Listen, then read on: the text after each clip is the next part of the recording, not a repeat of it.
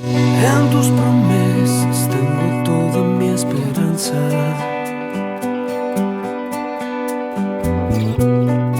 Y soy feliz por el abrazo de tu gracia.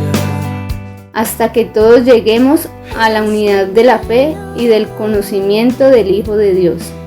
Efesios 4, 13a.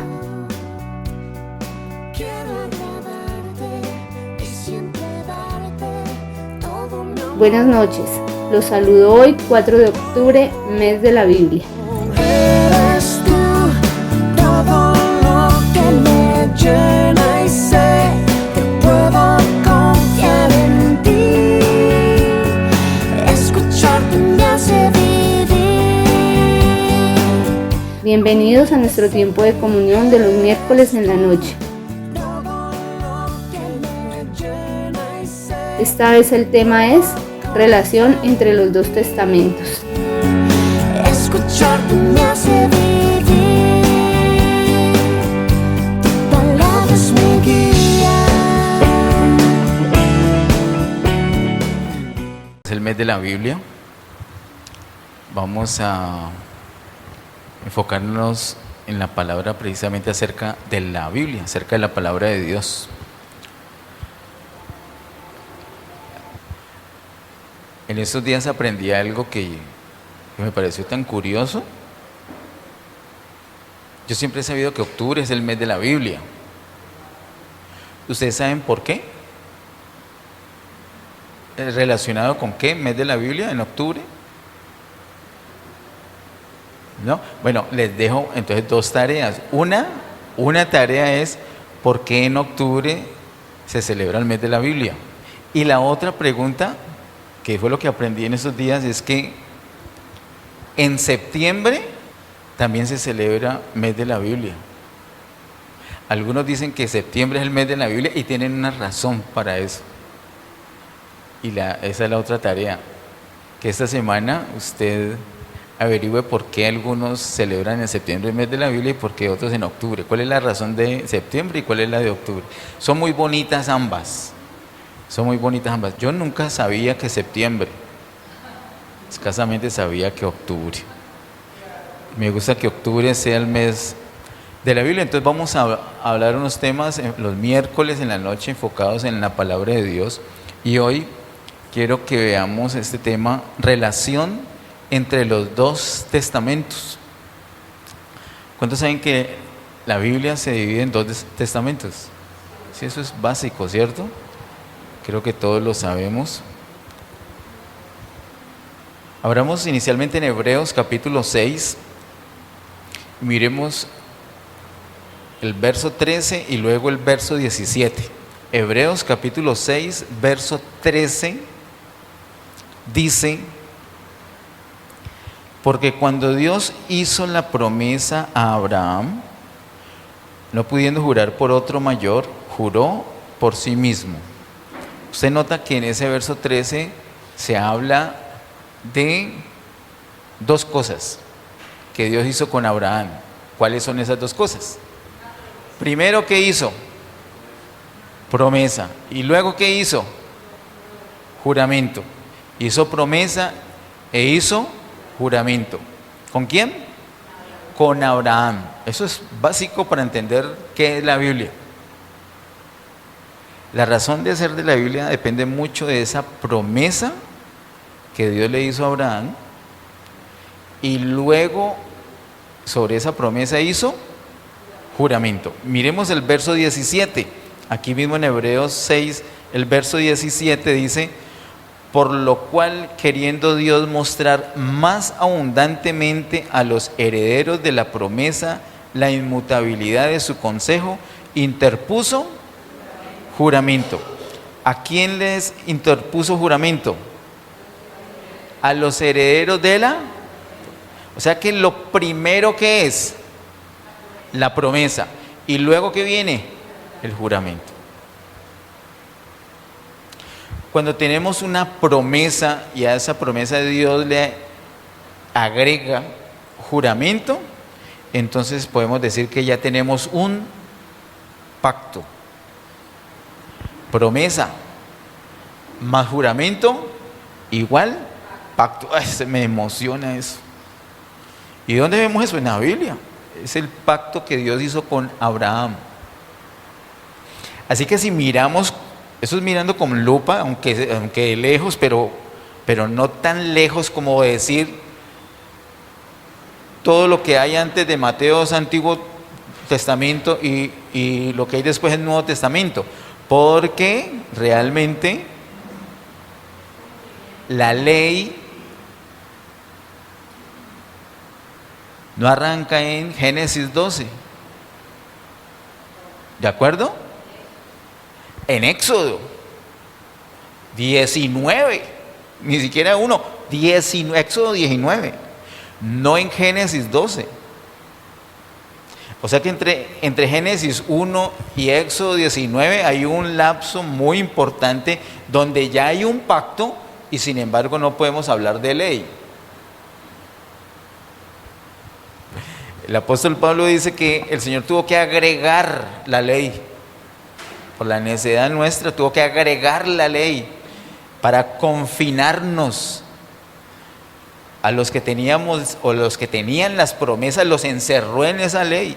Es una protección de parte de Dios con tal de cumplir su propósito. Así que hay un pacto con Abraham porque hay promesa y hay juramento. Pero luego que viene la ley, hay otro pacto que fue agregado a este primero con el propósito que les he dicho de poderlo cumplir. Es que nosotros somos unas ovejitas necias. Y si estamos hablando de nosotros ahora, imagínense de Abraham y su descendencia. El Señor los tuvo que encerrar literalmente para poder cumplir sus promesas. Y ese pacto basado en la ley dependía de las obras que el hombre hiciera.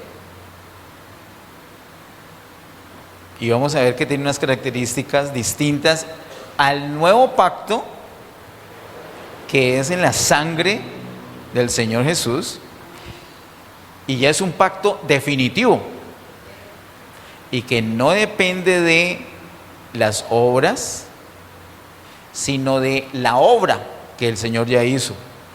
No de nuestras obras, sino de la obra que el Señor ya hizo en la cruz del Calvario, porque es un pacto de sangre.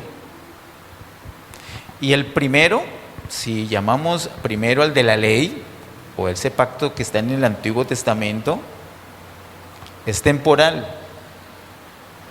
En cambio, el nuevo pacto es eterno. Hay unas diferencias, ¿cierto? Bueno, así que recordemos siempre que si tenemos promesa más juramento, tenemos un pacto. Luego en Hebreos se nos explica que cuando muere el que ha hecho ese pacto, entonces los que hicieron pacto con él se benefician de ese pacto. No se puede ser beneficiario, no se puede heredar, disfrutar la herencia hasta que no haya muerto la persona con la que se hizo ese pacto. Por eso es necesaria la muerte del Señor Jesús. O sea que nosotros no solamente tenemos un pacto, sino que ya tenemos un testamento que es nuestro, que ya lo podemos disfrutar, inclusive a plenitud de manera anticipada, ¿cierto? Porque por una cuestión dispensacional sabemos que en el milenio vamos a disfrutar de la restauración de todas las cosas, por ejemplo de la salud, que es un asunto que nos ha afectado tanto últimamente. Ahorita, sin embargo, disfrutamos de anticipos. Esa es, entonces, promesa más juramento igual pacto. Muere el que hizo ese pacto y se convierte en un testamento que ya podemos nosotros tener, un legado, ya es nuestro. Ya no son solamente promesas. ¿Qué tenés en la Biblia? Poco de promesas, más que promesas, porque el Señor le sumó juramento, se convirtió en pacto, y más que pacto, ya es testamento, y testamento eterno, que puedo disfrutar ya. Ese es el deseo del Señor, es que ya disfrutemos de ese testamento. Miremos aquí mismo en Hebreos, en el capítulo 8, el verso 6. Hebreos 8:6 dice: pero ahora tanto mejor ministerio es el suyo, cuanto es mediador de un mejor pacto, establecido sobre mejores promesas. ¿Qué es lo primero? Promesas. Entonces, si hay mejores promesas, eso, la tendencia es que el pacto también sea mejor. Y eso es lo que está diciendo el apóstol aquí, que el nuevo pacto es mejor que el viejo pacto. Allí mismo en el capítulo 8, el verso 13 dice: al decir nuevo pacto, ha dado por viejo al primero, y lo que se da por viejo y se envejece está próximo a desaparecer. O sea que ese es temporal. Es un pacto muy importante, pero temporal. En cambio el otro, que es nuevo, es eterno. Después de ese no se ha hablado más de ningún otro pacto. Ese es el definitivo y es eterno. Vamos un poco más adelante, el capítulo 10. Hebreos 10, versículo 1, dice: porque la ley, teniendo la sombra de los bienes venideros, no la imagen misma de las cosas, nunca puede, por los mismos sacrificios que se ofrecen continuamente cada año, hacer perfectos a los que se acercan. Esa es la deficiencia de la ley. El apóstol menciona aquí que la ley tiene solamente la sombra de los bienes venideros. Y en prácticamente todo el libro de Hebreos podemos ver que el apóstol menciona lo del antiguo y lo del nuevo. Y siempre lo del antiguo es una sombra, como una maqueta, como un proyecto de lo nuevo. También en el versículo 7 de aquí de Hebreos 10 dice: entonces dije, he aquí que vengo, oh Dios, para hacer tu voluntad, como en el rollo del libro está escrito de mí. Ese rollo del libro está haciendo alusión al Antiguo Testamento. Así que lo que viene a hacer el Señor es cumplir lo del Antiguo Testamento. Entonces la relación que hay entre los dos testamentos es muy especial. Nosotros podemos ver que en el Antiguo Testamento está contenido el Nuevo. En el Antiguo Testamento está contenido el Nuevo.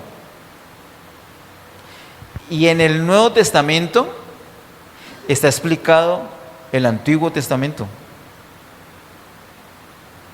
Si uno quiere saber la procedencia de todo lo que tenemos en el Nuevo Testamento, hay que mirar el Antiguo, porque ahí en el Antiguo está el Nuevo. Pero si uno quiere entender todo lo que dice el Antiguo, hay que mirar el Nuevo, porque en el Nuevo está la explicación del Antiguo. Eso por un lado. Por otro lado, el Nuevo, como ya lo dije anticipadamente, es el cumplimiento del Antiguo. Y otra cosa que hemos visto es que en el Antiguo, particularmente en Génesis, encontramos unas semillas. Usted ve pues semillas. Vamos a hablar del matrimonio. ¿Cómo enseñar de matrimonio sin mirar Génesis? No se puede. ¿Cómo hablarle a una pareja que se quiere casar acerca del matrimonio sin mirar Génesis? Es imposible, porque ahí está la semilla. Sobre las finanzas, ahí está la semilla. Sobre el evangelio, ahí está la semilla. Sobre el trabajo, ahí está la semilla. Sobre el propósito de Dios, ahí está la semilla. Sobre los hijos, ahí está la semilla. Sobre las naciones, ahí están las semillas. Sobre los sacrificios, ahí está la semilla. Sobre la religión, ahí están las semillas. Un semillero, Génesis. Y luego esas semillas van germinando, se siembran en Génesis y van germinando a lo largo de toda la Biblia. Y en el Nuevo Testamento ya encontramos los frutos y la cosecha de lo que se sembró en Génesis. Así que el Nuevo Testamento es como el resultado, como el fruto de lo que se sembró en el Antiguo Testamento, particularmente en Génesis. Esa es la relación. Ahí podríamos terminar hoy e irnos bien temprano para la casa. Pero quiero mostrarles unos ejemplos que son conocidos por todos para que veamos esa relación que les acabo de decir. Vamos por favor a Génesis capítulo 3, verso 15. Génesis capítulo 3, verso 15.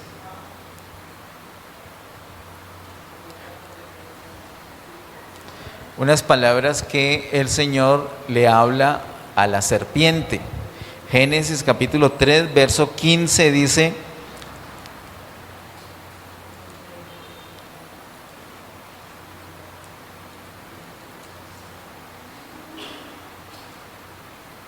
y pondré enemistad entre ti y la mujer, y entre tu simiente y la simiente suya. Esta te herirá en la cabeza y tú le herirás en el calcañar. ¿Quién es que hiere a quién en la cabeza? La simiente de la mujer, ¿a quién? A la serpiente. ¿Y la serpiente le puede propinar alguna herida a la simiente de la mujer? ¿Dónde? Calcañar. Y eso lo vemos cumplido. Y el cumplimiento de eso, ¿dónde lo vemos? En el Nuevo Testamento. Entonces mira que tan temprano esa semillita que está en Génesis, los que saben dicen que esta es la primera predicación del Evangelio. Y claro, uno ve la predicación del Evangelio ahí, la derrota de Satanás. Y mire que la herida en el calcañar, la herida en un talón no es una herida mortal, mientras que la herida en la cabeza es una herida mortal. Es una herida definitiva. Esa profecía se cumple en el Nuevo Testamento. Creo que fue en el año 2017 donde hablamos que el contenido del Antiguo Testamento son promesas, ley y profecías, esas tres cosas. Y el Nuevo Testamento lo que hace es mostrar el cumplimiento de las promesas, el cumplimiento de la ley y el cumplimiento de las profecías. Y particularmente vemos el cumplimiento de las promesas en Cristo, el cumplimiento de la ley en Cristo y el cumplimiento de las profecías en Cristo. Por eso es que a nosotros los creyentes todo se nos vuelve Cristo, porque entre otras no hay más. ¿Qué cumplimiento de promesas hay fuera de Cristo? No hay. ¿Qué cumplimiento de ley hay fuera de Cristo? No hay. ¿Y qué cumplimiento de profecías hay fuera de Cristo? No hay. Entonces por eso a nosotros todo se nos vuelve Cristo. Y si eso fastidia, pues que fastidie, pero es que fuera de Cristo nosotros por lo menos no tenemos nada. Y el que intenta tener, por ejemplo, cumplimiento de ley fuera de Cristo, mire el despelote que se arma. O cumplimiento de promesas fuera de Cristo, terrible. O de profecías fuera de Cristo, horrible. No hay fuera de Cristo cumplimiento del Antiguo Testamento, no hay. No hay. Miremos por favor en Isaías capítulo 7. Este año particularmente, empezando el año, hicimos un recuento de Isaías muy especial. Isaías capítulo 7, verso 14. Isaías 7, 14 dice: por tanto, el Señor mismo os dará señal. He aquí que la Virgen concebirá y dará a luz un hijo y llamará su nombre Emmanuel. ¿Y dónde encontramos el cumplimiento de eso? En el Nuevo Testamento. Por ahí cerquita, en el capítulo 9 de Isaías, verso 6. Isaías 9, verso 6 dice: porque un niño nos es nacido, hijo nos es dado, y el principado sobre su hombro, y se llamará su nombre admirable, consejero, Dios fuerte, Padre eterno, príncipe de paz. ¿Y dónde encontramos el cumplimiento de esto? En el Nuevo Testamento. Y bien adelante en el capítulo 53, Isaías 53, versos 5 al 9. Isaías 53, versos 5 al 9 dice: mas él herido fue por nuestras rebeliones, molido por nuestros pecados. El castigo de nuestra paz fue sobre él, y por su llaga fuimos nosotros curados. Todos nosotros nos descarriamos como ovejas, cada cual se apartó por su camino, mas Jehová cargó en él el pecado de todos nosotros. Angustiado él y afligido, no abrió su boca. Como cordero fue llevado al matadero, y como oveja delante de sus trasquiladores, enmudeció y no abrió su boca. Por cárcel y por juicio fue quitado, y su generación, ¿quién la contará?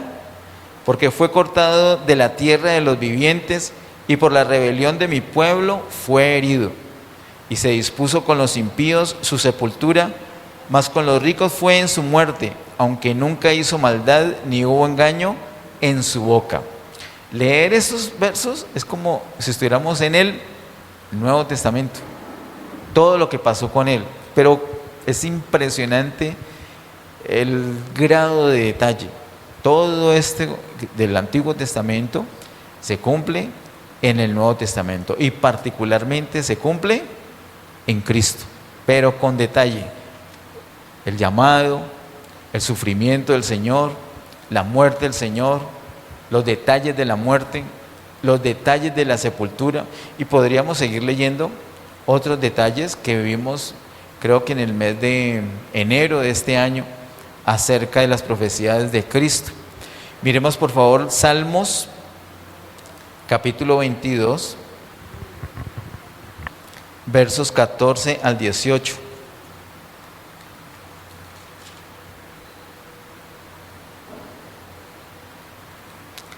Salmos 22, versos 14 al 18 dice: he sido derramado como aguas, y todos mis huesos se descoyuntaron.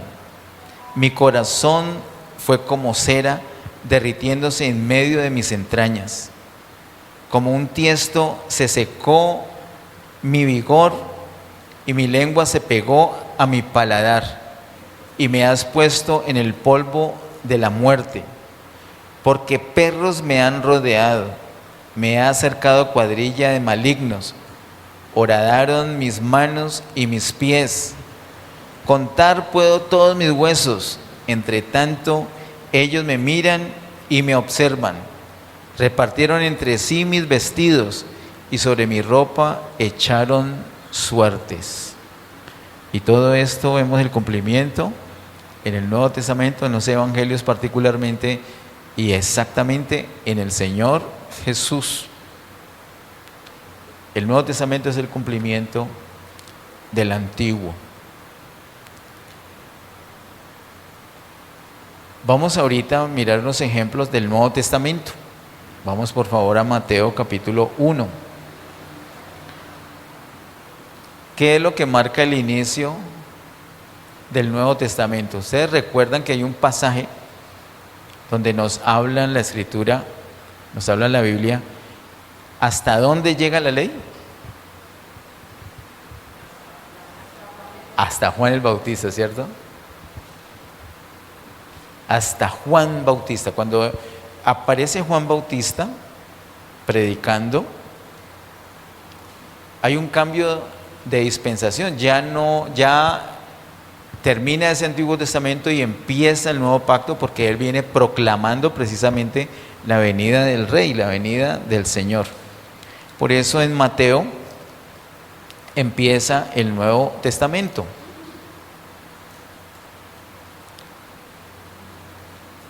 Y ese Nuevo Testamento que empieza allí en Mateo empata con el pacto que el Señor había hecho con Abraham. El Señor le había hecho una promesa a Abraham y le había hablado de una simiente. El apóstol Pablo, valientemente, en Gálatas y también en Romanos, nos dice cuál es esa simiente. Y nos dice que la simiente es Cristo. Es impresionante. Entonces, mire cómo empata este nuevo pacto con la promesa que el Señor le hizo a Abraham. Por eso es que podemos decir, a mí me gusta decirlo así, para crear la expectativa y además también la convicción, que el Señor hizo algunas cosas. Lo vemos en la Biblia haciendo unas cosas muy específicas con las caídas del hombre. ¿Recuerdan cuál fue la primera caída del hombre? La de Adán y Eva. Cae Adán y Eva y entonces ya lo leímos hoy, Génesis 3:15, el Señor les habla el Evangelio.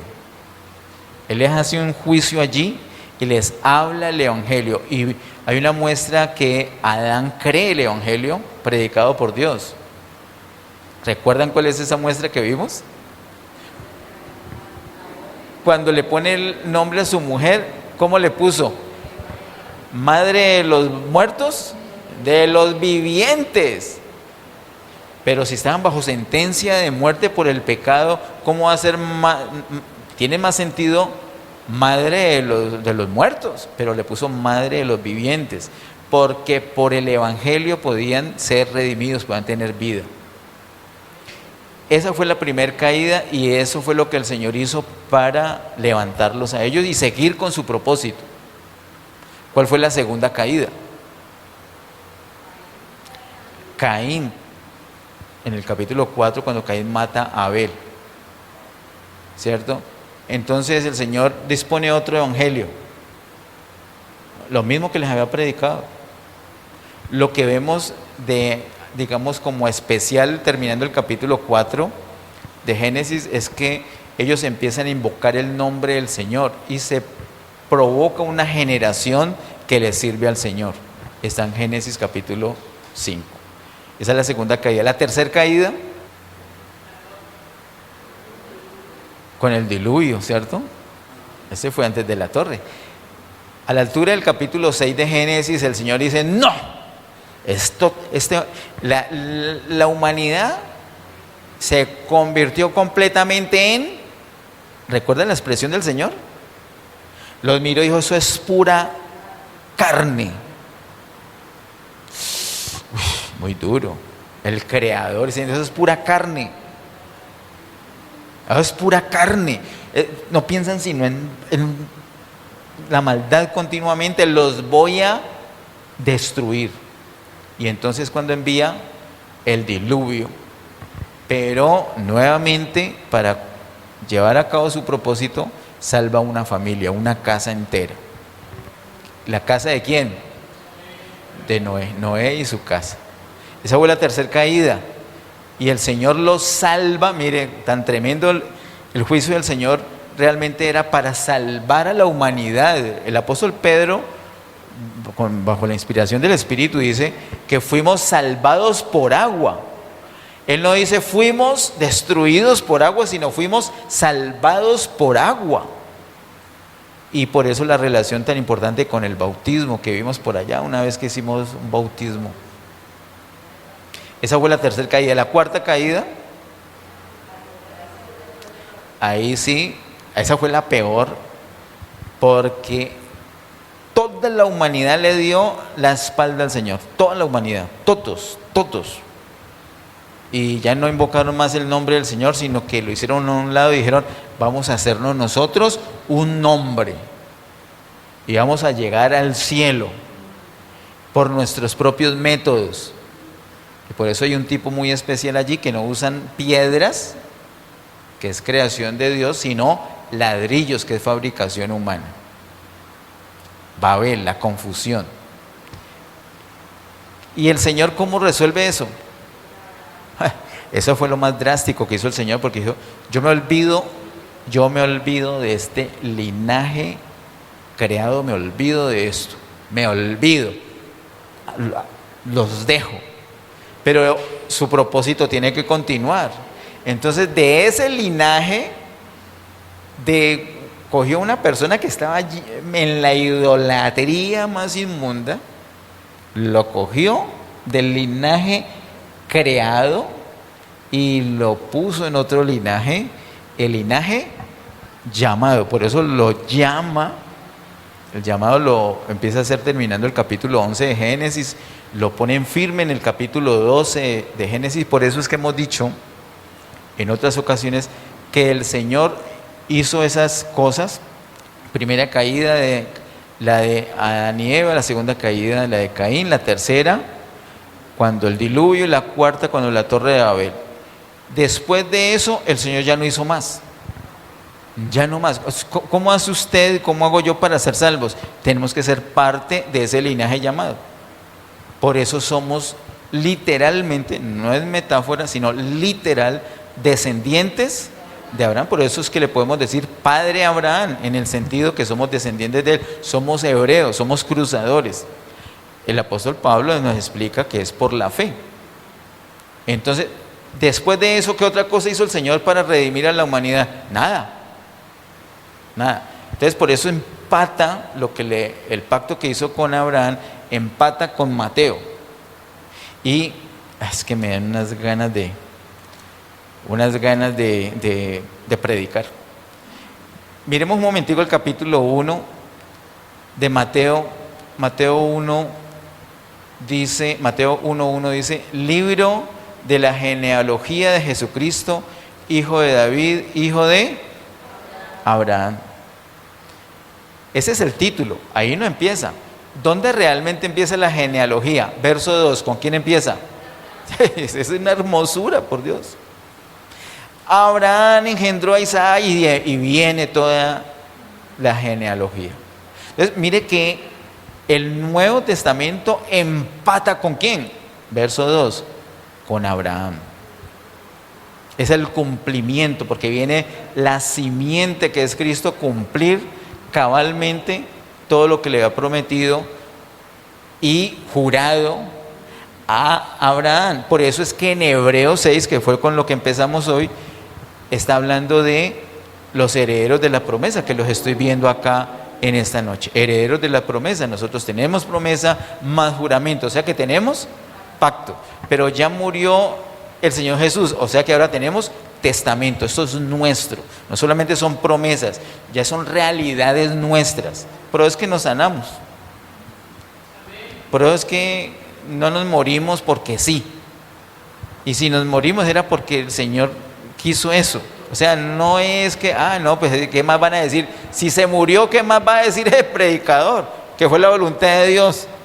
Pero es así. Nosotros vemos unos episodios de muerte que no tienen sentido. Pero ¿cómo se murió? La otra vez se murieron 2 jovencitos, recuerdan que conocimos en la iglesia, 2 jovencitos.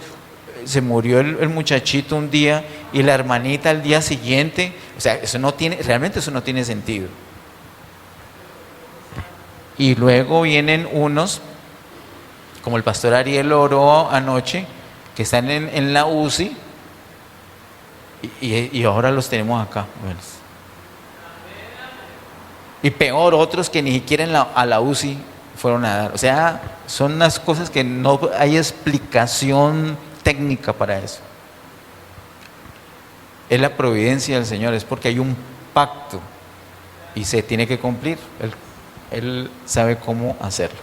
Entonces en Mateo empatamos, y en Mateo capítulo 1, verso 22 y 23, Mateo 1, verso 22 y 23 dice, todo esto aconteció, tan hermoso, todo esto aconteció para que se cumpliese lo dicho por el Señor por medio del profeta cuando dijo, he aquí, una virgen concebirá y dará a luz un hijo y llamará su nombre Emmanuel, que traducido es Dios con nosotros. Me encanta como lo escribe Mateo.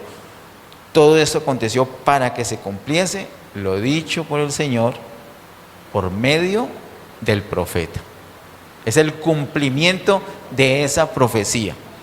Miremos en Lucas, ese es el que más me gusta a mí, Lucas capítulo 24. Lucas capítulo 24. Yo recuerdo que en el año 2020 miramos mucho Lucas y aprendimos tantas cosas de Lucas. Es tan hermoso que hablamos del jubileo, ¿recuerdan? Una de las cosas que yo aprendí en Lucas es que cuando el Señor resucita, entra en gloria. No cuando asciende. Eso es tremendo. Antes de ascender, solamente con el tercer gran paso que fue la resurrección, el Señor ya entró en gloria. Tremendo. Bueno, antes de su ascensión formal, pues visible, que es la registrada en Hechos capítulo 1. Bueno, dice en Lucas capítulo 24, verso 25 al 27. Lucas 24, 25 al 27 dice: entonces Él les dijo: oh insensatos y tardos de corazón para creer todo lo que los profetas han dicho. ¿No era necesario que el Cristo padeciera estas cosas y que entrara en su gloria? Entonces, que padeciera esto, ¿qué es esto? La muerte. Pero luego dice, y entrara en su gloria. El mismo Señor estaba hablando con ellos y ellos estaban todos deprimidos. No, y hoy ya es el tercer día y nada. Ey, están con Él ahí. Entonces por eso el Señor les dice: oh insensatos y tardos de corazón para creer. ¿Para creer qué? Todo. Hermanos, hay que creer todo. A ellos les pasó tal cual, y es entendible. Es entendible porque humanamente uno se queda a ese nivel. Entendió lo mismo que el apóstol Pedro. Recuerda cuando el Señor le dice en Mateo 16 que le era necesario ir a Jerusalén y padecer mucho y morir y resucitar al tercer día. Él esa parte no la escuchó. La parte de la resurrección no la... pues no vayas, para que no te acontezca eso, que no le acontezca. Él no quería que resucitara. No, él ni siquiera le paró bolas a la resurrección. No le paró bolas a lo mejor. Una locura. Entonces estos habían visto nomás hasta la muerte. Y hoy es el tercer día y nada. Pues es que ese era el día y ahí está. Hay que creer todo. Hay que creer todo lo que los profetas han dicho. Y luego les dice, no solamente de la muerte, sino que entró en gloria. O sea, ya ha resucitado. Allí mismo en el capítulo 24, miremos los versos 44 al 47. Versos 44 al 47 dice: y les dijo: estas son las palabras que os hablé estando aún con vosotros, que era necesario que se cumpliese todo lo que está escrito de mí en la ley de Moisés, en los profetas y en los salmos. No, qué hermosura el Señor para hablar. Tan lindo. Yo creo que el Señor estaba feliz hablándoles eso, porque Él mismo se maravillaba de que estaban cumpliendo. Era el cumplimiento. ¿Cumplimiento de qué? De lo que está escrito en la ley de Moisés, en los profetas y en los salmos. Y seguimos leyendo hasta el 47. Entonces les abrió el entendimiento para que comprendiesen las escrituras y les dijo: así está escrito y así fue necesario que el Cristo padeciese y resucitase de los muertos al tercer día. Aquí le dice lo mismo que les había dicho antes, pero ya en propiedad. Les habla de la resurrección. Y que, verso 47, se predicase en su nombre el arrepentimiento y el perdón de pecados en todas las naciones, comenzando desde Jerusalén. Entonces es el cumplimiento de todo, de la ley de Moisés, de los profetas y de los salmos. Muy bien, vamos, la última cita en Juan capítulo 5, verso 39 y verso 46. Juan capítulo 5, verso 39, dice: escudriñad las escrituras, porque a vosotros os parece que en ellas tenéis la vida eterna, y ellas son las que dan testimonio de mí. Estas palabras se les dice el Señor a los judíos. Y cuando dice aquí en ese texto las escrituras, se está refiriendo específicamente al Antiguo Testamento. Si se escudriñan las Escrituras, ellos se van a dar cuenta que son las que dan testimonio de Él, hablan del Señor Jesús. ¿Cuál es el tema del Antiguo Testamento? Jesús. ¿Y uno cómo hace para darse cuenta que realmente Jesús? Mire el Nuevo Testamento. Jesús, porque el Nuevo Testamento, insisto, explica el Antiguo. Y el verso 46 dice: porque si creyeseis a Moisés, me creeríais a mí, porque de mí escribió él. Ese es como un versículo muy especial en la misericordia de Dios para tanta gente judaizante que hay hoy, tanta gente que dice ser judía, como dice el hermano César Vidal, un indiecito por ahí, y se deja crecer la barba y se pone la kipá y ya no vuelve a decir Jesús sino Yeshua, y ya se volvió más espiritual que el promedio de creyentes y empieza a buscar raíces pues ancestrales hasta que encontró por ahí algún apellido parecido al de él, y ahí se afirma que sí, que tiene sangre judía. Y piensan que suben de una categoría o están en una categoría mayor, cuando si leyeran la Biblia se daría cuenta que está bajando de categoría, que no es la misma categoría del pueblo de Israel que la iglesia, no es, porque Israel es terrenal y la iglesia es celestial. Nosotros vimos, creo que en la pandemia fue que vimos todo eso, creo que fue en el año 2020, que vimos que Israel no, cuando asciende al cielo, ustedes encontraron no hay un escrito que diga que Israel asciende, en cambio nosotros sí. No, tremendo. Entonces, si se dieran cuenta de eso, dejarían, perdonen la expresión, dejarían el cuento y por allí bueno, digámosle un pastor, así como lo llaman a él, que es muy, muy grosero, humillando a otros pastores, habla esos términos en hebreo. Entonces un pastor que es muy humilde, yo vi que ya no está en ese grupo, no sé si lo sacaron, no sé si él se salió de no aguantar. Dijo: perdón pastor, ¿qué es esto? Me preguntó qué es esa palabra en hebreo, y la respuesta fue: no, yo no tengo tiempo para ponerme a explicarle a ustedes esas cosas, tengo unos seminarios que tengo que preparar, si quiere asista a una de mis conferencias y de pronto ahí se da cuenta. Así le contestó. Y una vez colocó, eso fue como unos meses después, colocó: ¿alguno de aquí sabe qué es? Y empezó a mencionar un poco de cosas relacionadas con fiestas judías. ¿Alguno de ustedes sabe qué es tales y tales y tales? Como chicaneando pues. Entonces yo vi que eran fiestas judías. Entonces yo tenía la respuesta. Y le coloqué: sí señor, sí sé, solo son sombras. Y le coloqué la cita en Colosenses. Y